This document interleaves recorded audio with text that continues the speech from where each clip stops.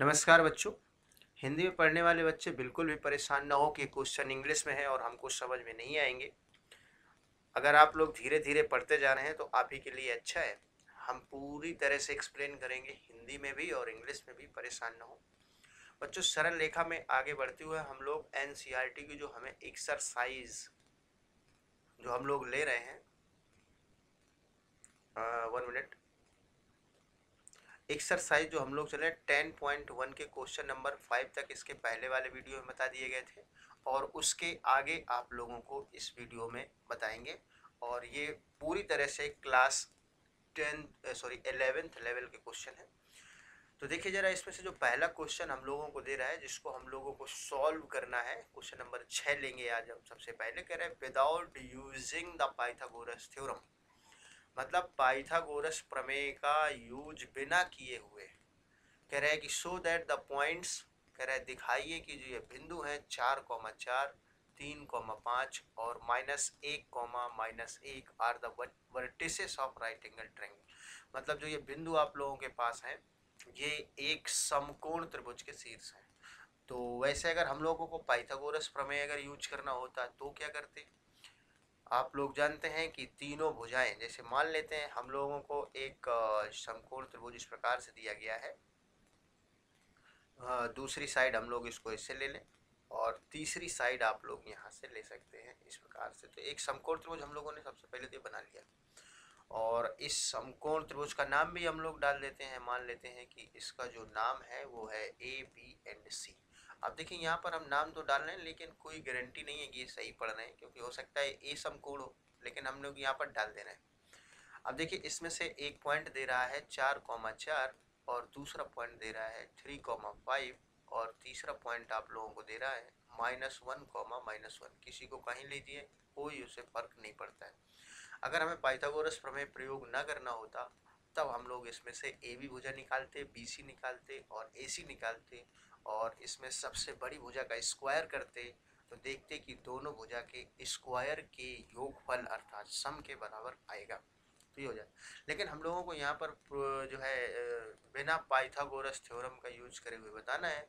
तो हमारे पास दूसरा रास्ता होता है कि जब दो सरल रेखाएं एक दूसरे के परपेंडिकुलर होती हैं, ये नियम होता है कि अगर आपके पास दो स्ट्रेट लाइन है, मान लेते हैं कि एक स्ट्रेट लाइन आपके पास ये है और दूसरी स्ट्रेट लाइन अगर ये है, दोनों सरल रेखाएं एक दूसरे से 90 डिग्री एंगल पर अगर झुकी हुई हैं, तो पहली लाइन की अगर प्रवणता को आप m1 लें, दूसरी लाइन की प्रवणता को अगर m2 लें, तो दोनों की प्रवणताओं का गुणनफल m1 इंटू m2 बराबर -1 होता है। ये होता है इसका नियम। तो अब आप लोग यहाँ पर ये सोचेंगे कि इसमें से प्रवणता निकालेंगे, तो बिल्कुल आपके पास दो बिंदु से जाने वाली अगर कोई लाइन दे रहा है तो उसकी प्रवणता निकाल सकते हैं, क्योंकि पहला मान ले पॉइंट x1, y1, दूसरा x2, अगर y2 दे रहा है तो इसकी प्रवणता निकाली जा सकती है। फार्मूला होता है y2 minus y1 upon x2 minus x1 से। बच्चों यहाँ पर जो हम लोग एक एक निकालते हैं। पहले हम निकालते हैं ए बी की प्रवणता। ध्यान रहे, ए बी की प्रवणता, प्रवणता माने स्लोप। तो हम लोग यहाँ पर लिखते हैं स्लोप ऑफ ए बी। तो ए बी की स्लोप निकालेंगे, फार्मूला हम लोग इस्तेमाल करेंगे वाई, ये इसको मान लेते हैं थोड़ी देर के लिए x1 y1 और इसको मान लेते हैं x2 y2। पॉइंट है 4,4, तो हो जाएगा 4 और ये माइनस होता है तो प्लस हो जाएगा 1 और इसी प्रकार से ये भी हो जाएगा 4 + 1 अर्थात ये आ जाएगा 1। अब हम लोग निकालते हैं स्लोप ऑफ बी सी। तो बी सी की प्रवणता अगर आप लोग निकालेंगे तो ये हो जाएगा y2, इसको मान लेते हैं x2 y2, तो y2 माइनस y1 अर्थात ये हो जाएगा 5 - 4 और उसके बाद फिर ये हो जाएगा 3 - 4 x2 माइनस x1, तो ये बनेगा बच्चों 1 अपॉन ये बनेगा -1 अर्थात ये आ जाएगा -1। अब इसके बाद हम लोग निकालते हैं स्लोप ऑफ जो बचा हुआ है, सब निकालना पड़ेगा बच्चों। स्लोप ऑफ ए सी निकालते हैं तो y2 माइनस y1 अर्थात ये हो जाएगा 5 + 1 और उसके बाद हो जाएगा 3 + 1 अर्थात ये बन जाएगा 6/4, 6/4 हो जाएगा 3/2।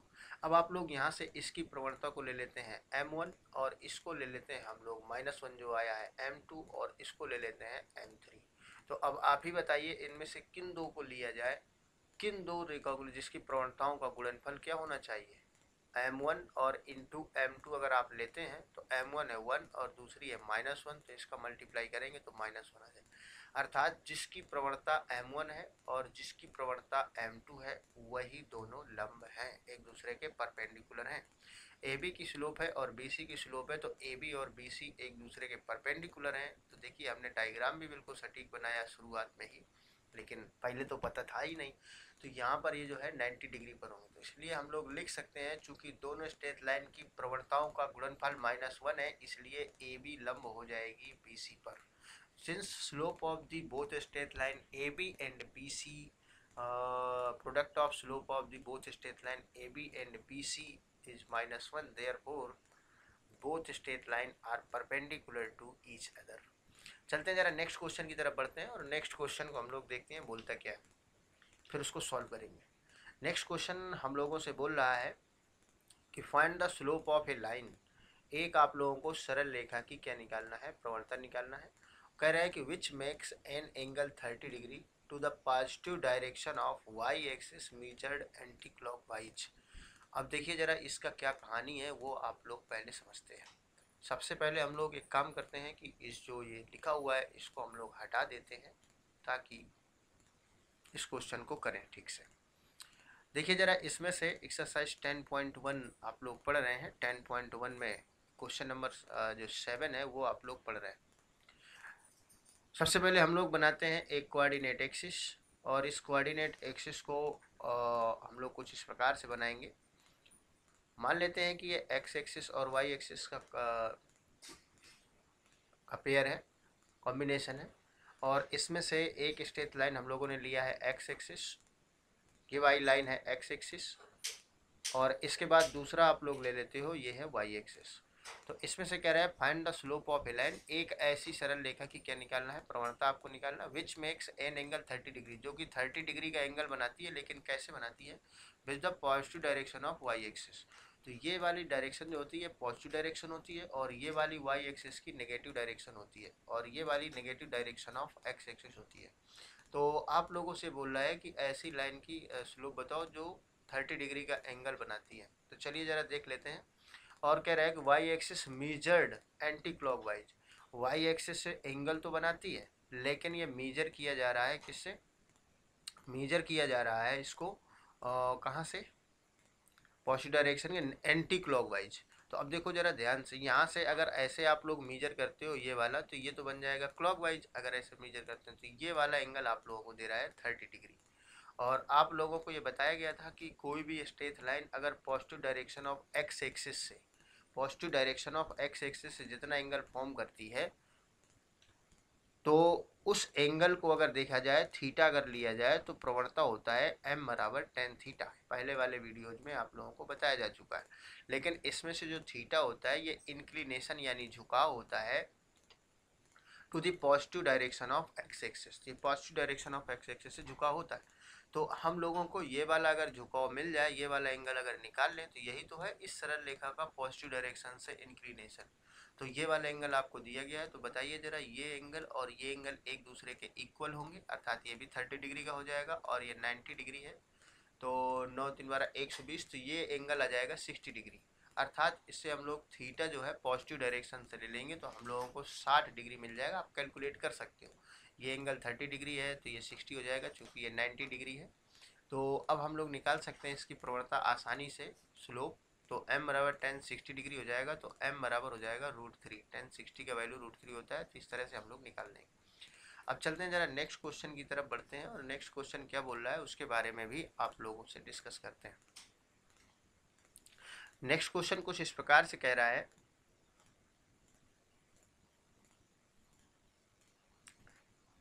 कि find the value of x, यानी आपको x का मान निकालना है, फॉर विच द पॉइंट इतने इतने इतने, मतलब 3 पॉइंट है, ये कोलिनियर है, ये संरेख है। वो जो संरेख सिद्ध करने के लिए या संरेख का प्रूवमेंट करने के लिए हम लोगों के पास बहुत सारे ऑप्शन आ चुके हैं। अगर आप जानते हैं कि अगर किसी ट्रायंगल का जो एरिया है वो क्या हो जाए, 0 हो जाए, अगर कोई ट्रायंगल है उसका एरिया अगर 0 हो जाए तो तीनों बिंदु डेफिनेटली संरेख होते हैं। ठीक है ना, पहला तो ये है। और दूसरा हम लोग ये भी देखते हैं कि अगर भाई देखिए अगर संरेख होंगे, संरेख का मतलब होता है सभी पॉइंट्स जो है एक ही लाइन के ऊपर होंगे। मान लेते हैं जैसे ये लाइन है और पॉइंट अगर संरेख है तो इसी लाइन के ऊपर सारे पॉइंट होंगे, सीधी सी बात है। तो हम लोग यहाँ पर कुछ पॉइंट ले लेते हैं। जैसे पहला पॉइंट हम लोगों ने ले लिया है ए, और उसका कोऑर्डिनेट दे रहा है आप लोगों को ए पॉइंट हम लोगों ने ले लिया है, इसका निर्देशांक है x, -1। और दूसरा पॉइंट आप लोगों ने ले लिया यहाँ पर बी, इसका कोऑर्डिनेट है 2, 1। और तीसरा पॉइंट हम लोगों ने ले लिया यहाँ पर सी ले लिया 4, 5। अब ये पॉइंट बच्चों संरेख है, तो संरेख में ये तो त्रिभुज का एरिया आप निकालिए क्लास 10th के मेथड से या फिर आप लोग लेकिन 11th के मेथड से अगर हम लोग देखना चाहें तो हम लोग एक काम कर सकते हैं कि चूँकि ये लाइन क्या है, अगर हम लोग थोड़ा थोड़ा पार्ट बाय पार्ट करें तो ए बी और बी सी इसी के ऊपर लाइन है, तो इसका मतलब कि ए बी का अगर स्लोप निकाला जाए और बी सी का स्लोप निकाला जाए तो इक्वल हो जाएगा, तो संरेख होंगे। तो बच्चों इसमें से कोलिनियर बोल रहा है, जिसका मतलब कि जो है स्लोप अगर हम लोग निकालें यहाँ पर किसका, slope of A B, slope का मतलब तो जान ही गए होंगे प्रवणता से होता है, इक्वल टू हो जाएगा स्लोप ऑफ बी सी। तो ए बी और बी सी की प्रवणता बराबर होगी। तो अब आप लोग इसमें से ए बी का जब स्लोप निकालेंगे तो इसको मान लेते हैं x2 y2, तो y2 माइनस y1 अर्थात 1 + 1 हो जाएगा अपॉन x2 माइनस x1 अर्थात 2 माइनस कितना बन जाएगा x बन जाएगा, इक्वल टू बी सी का निकालेंगे तो इसी प्रकार से निकाल सकते हैं। तो 5 को y2 लिया है और 1 हो जाएगा, अर्थात ये होगा y2 और माइनस y1, और इसके बाद x2 माइनस x1 अर्थात 4 माइनस कितना आ जाएगा 2 आ जाएगा बच्चों। तो यहाँ से 1 और 1 कितना हो जाएगा 2, तो 2 अपॉन ये हो जाएगा 2 माइनस x। और इस फर्जी वाली चीज़ को हम लोग थोड़ा सा 1 मिनट में रिमूव कर देते हैं, ये जो है ये पहले वाले क्वेश्चन का कुछ पार्ट बाकी था। तो अब हम लोग जो है आगे इसको बढ़ाएं तो क्या होगा, 5 में से 1 अगर घटेगा तो बचेगा 4/2, ये आ जाएगा। इससे आप कैंसिल कर सकते हैं, मल्टीप्लाई कर दीजिए, कोई बात नहीं है। तो हम लोग इसमें मल्टीप्लाई करते हैं तो 2 का मल्टीप्लाई होगा, पहले जो 2 दिया गया है 2 का इस 2 से होगा तो हो जाएगा 4, बराबर हो जाएगा 8 माइनस 4x, ये आ जाएगा। 4 से गुणा कराएंगे तो ये हो जाएगा 4x इज इक्वल टू हो जाएगा 4, तो x की वैल्यू आप लोगों को मिल जाएगी 1। इस प्रकार से इसका ये जो है सॉल्यूशन हो जाएगा।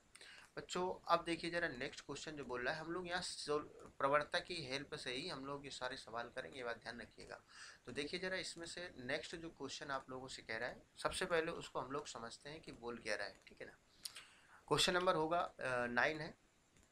अच्छा क्वेश्चन ये भी है, 9 नंबर क्वेश्चन है, कह रहा है without using the distance formula, आपको जो दूरी वाला सूत्र होता है √x2 माइनस x1 का whole square plus y2 minus y1 जो भी लिखे, इसका होल स्क्वायर जो होता है आपको इसका यूज नहीं करना है, without using the distance formula.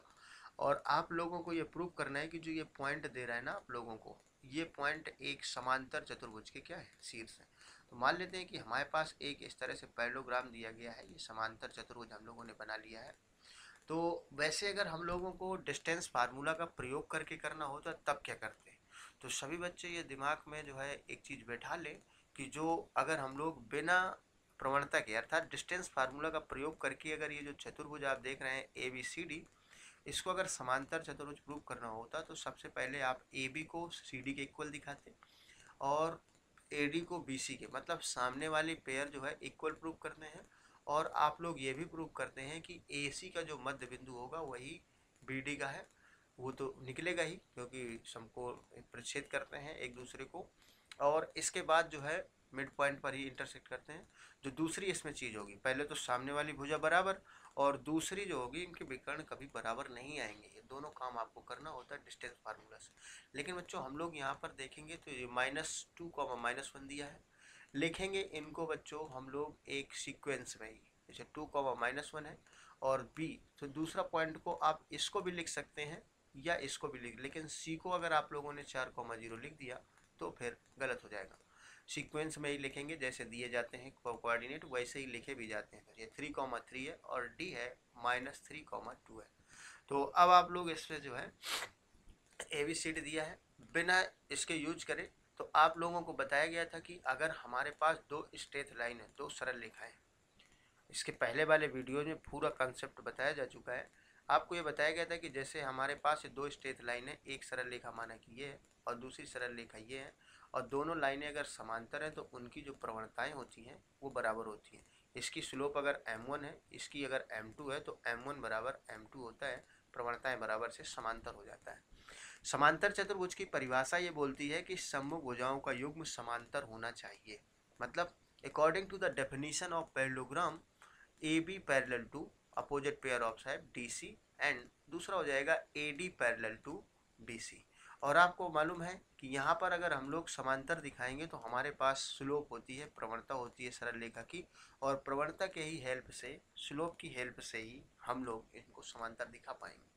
तो जैसे निकालते हैं हम लोग ए बी का स्लोप निकालें, तो स्लोप ऑफ ए बी, तो ए बी का स्लोप अगर आप लोग निकालते हो तो फार्मूला वही y2 माइनस y1, ये बेटा 0 प्लस 1 हो जाएगा, और अपॉन x2 माइनस x1, तो 4 प्लस ये आ जाएगा 2, अर्थात ये आ जाएगा 1/6। अब हम लोग डायरेक्ट सी डी की निकाल देते हैं, तो स्लोप ऑफ अगर हम लोग निकालें सी डी, तो सी डी का स्लोप बनेगा y2 माइनस y1, अर्थात 3 माइनस 2, ये 3 है और ये 2 है, तो 3 minus 2 upon x2 minus x1, अर्थात ये हो जाएगा 3, और ये प्लस हो जाएगा 3, अर्थात 1/6। आप लोग देख रहे हैं कि यहाँ पर जो स्लोप ऑफ क्या है बोलो, slope of A B equal to निकल करके आ रहा है स्लोप ऑफ सी डी। तो ए बी और सी डी की दोनों की प्रवणताएं बराबर होने की वजह से ये जो है ए बी क्या हो जाएगा, ए बी पैरेलल हो जाएगा सी डी की। अब आपके ऊपर ये छोड़ देते हैं कि इसी प्रकार से आप लोग निकालेंगे स्लोप ऑफ कौन सी बोलो, स्लोप ऑफ ए डी, और ये आप लोग देखेंगे कि ये बराबर हो जाएगा जब आप लोग निकालेंगे स्लोप ऑफ बी सी के। तो इस समय अगर बराबर हो जाएगा तो A D parallel to B C हो जाएगा। इसको फर्स्ट ले लेंगे और ये इक्वेशन सेकेंड ले लेंगे, तो ये डेफिनीशन को दोनों इक्वेशन पूरा करेंगे, क्योंकि एक चतुर्भुज समांतर चतुर्भुज तभी होता है जब उसके सम्मुख भुजा का युग्म समांतर हो।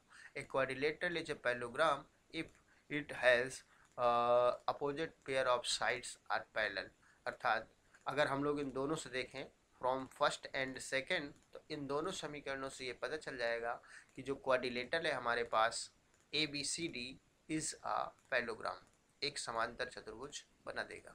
तो इस प्रकार से हम लोगों ने पढ़ा।